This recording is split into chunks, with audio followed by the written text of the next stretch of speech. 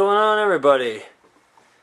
I know you guys are probably sick and tired of seeing Copperhead update videos, but I promise you guys this is the last one.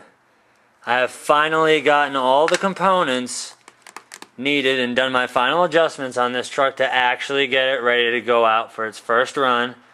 All I've got to do is just charge the cell pack on it and it is ready to go finally. We're gonna do a quick little overview of what I've changed to this to make it more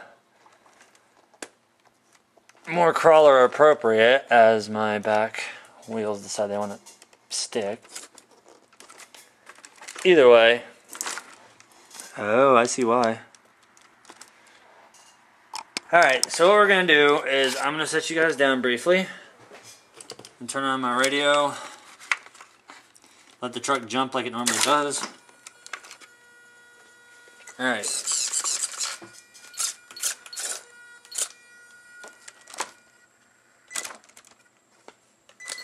I'm going to go through here and do our throttle trim here.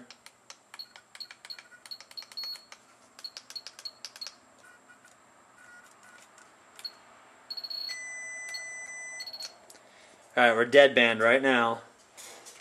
So, as you guys have seen in the previous video, you're looking at the back of Copperhead right now with the 2.2 TSL Interco boggers. Bam, bam, bam.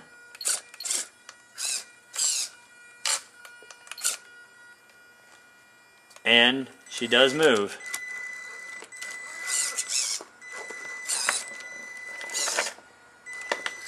Alright, now what has been changed on Copperhead? You both know that I was doing the level 3 racing dual motor mount for the Wraith. Well, on this truck, in order for me to keep the four-wheel steering the way I wanted to, the dual motor mount system's not working. So, thanks to having two Wraiths, I took the transmission out of the Riddler, and I'm currently using a Venom. Well, hell, better than tell you what's in here, I'm just going to show you what's in here, because I buy a lot of Venom products, and I have a modified rock crawling Fireball 60 turn. So that's the motor that's sitting in this inside there right now. I was going to throw the Venom ESC on there, but I've got the Rooster Crawler in this one already, so it'd be more of a hassle to strip it out and put it back in.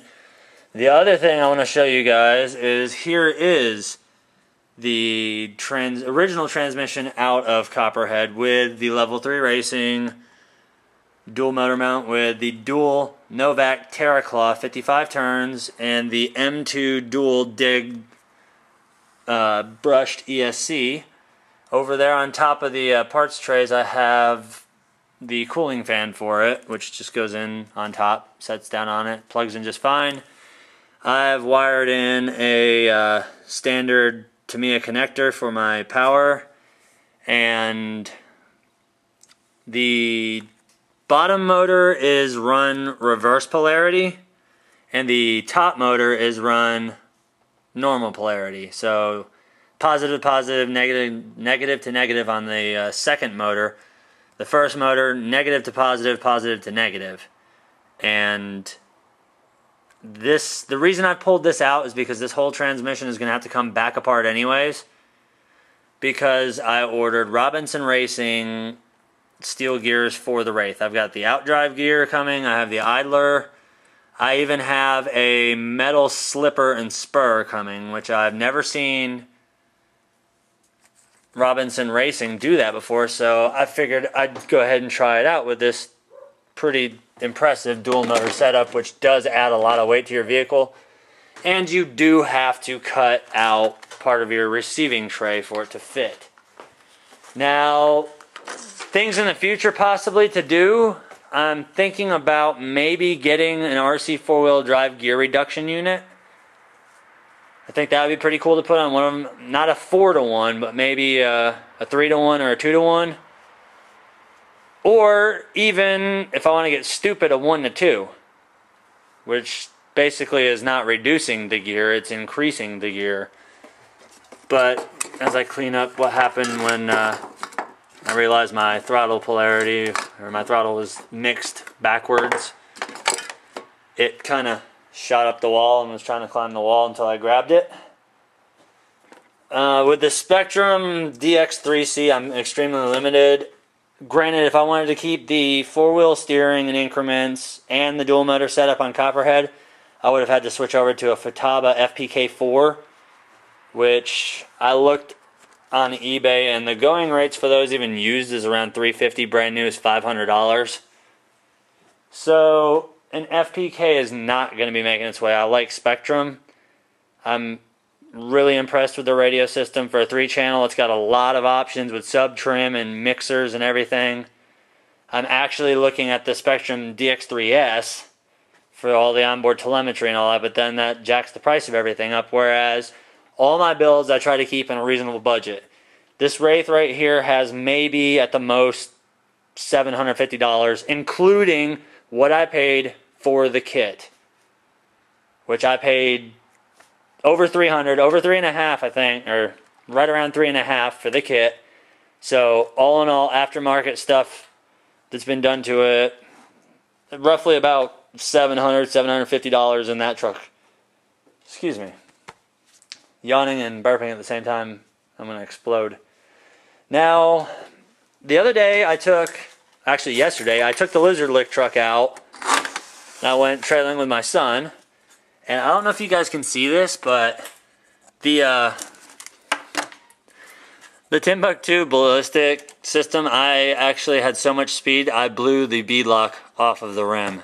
I don't know if it's to do with the beadlock itself being a plastic ring and not a metal one, but I managed to separate half of the tire. But I will tell you this right now, that truck right there weighs about 15 pounds, damn near close to it, and I buried it to the frame with the wheel still spinning. That motor's got some serious power, and if you punch it from a dead stop, you're going to be sitting on your butt. Now here is Two-Face with the clod body on it, and the newly cut 1.9 RC, or not RCs, they're the Intercos. I'm so used to saying RC four-wheel drive mudslingers because I have them on a set of 8-shooters. But once again, this is the last time you'll be seeing Copperhead on the workbench unless I break something. Next video you see of Copperhead will be out on the trails, and we're going to see what this beast does on the TTC track as of what's built right now. I still have to do more filming for other segments of the track that we're going to start building. But there you go, guys. Copperhead is now finally 100% done. I'm ready to take her out, and we're just going to see how she performs on her first run with the 4-wheel selectable steering, the Venom 60-turn modified crawling motor with the Novak ESC, and 2, yes, there's no longer Traxxas 2075s on there, PPP servos that I got from eBay. I've got one on, where did I put it on? The G-Made crawler. I've got one of the triple P servos on there, and as you can see, this one has a Venom ESC, waterproofed ESC, along with a modified 55 turn with my HPIs. But there you go, guys. Enjoy it, and don't forget, drop those comments in the box below for any questions. Visit rcsparks.com. If you're not a member, sign up. It's free. You'll meet a ton of people that are just as hardcore or just as brand new into this hobby as you might be, depending on your skill level. It's a great place to go. Yeah, pretty much.